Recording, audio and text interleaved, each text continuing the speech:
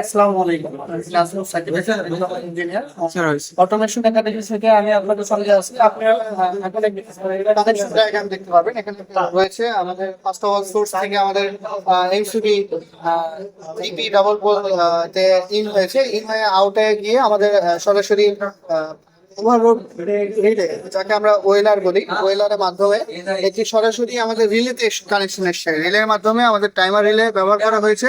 First of all এই timer relay আমাকে আমার ম্যাগনেটিক কন্ট্রোলার 1 যেটা রয়েছে এটার সঙ্গে একটা মোটর কানেকশন করা থাকে। সেই মোটরটি আবার কিছু সময় চলার পরে আবার আরেকটি মোটর চালু হবে। আরেকটা টাইমার ব্যবহার করেছি, আরেকটা টাইমারের মাধ্যমে আমার দ্বিতীয় মোটরটি চালু হবে।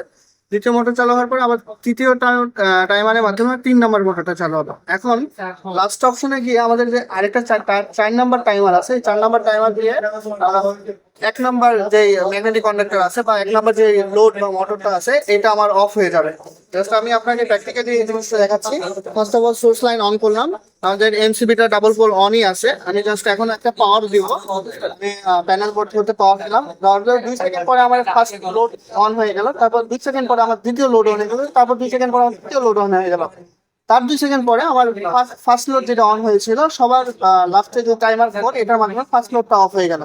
তার পরবর্তীতে আমরা আপনাকে দেখাবো যে এটা যেটা টাইমার 4 এর মাধ্যমে যে 1 নম্বর ম্যাগনেটিক কন্ডাক্টরের মাধ্যমে যে লোডটা চলতেছিল তখন যেটা অফ হয়েছে, এখন আমরা টাইমার 4 এর মাধ্যমে সম্পূর্ণ লোডগুলোকে অফ করে দিব।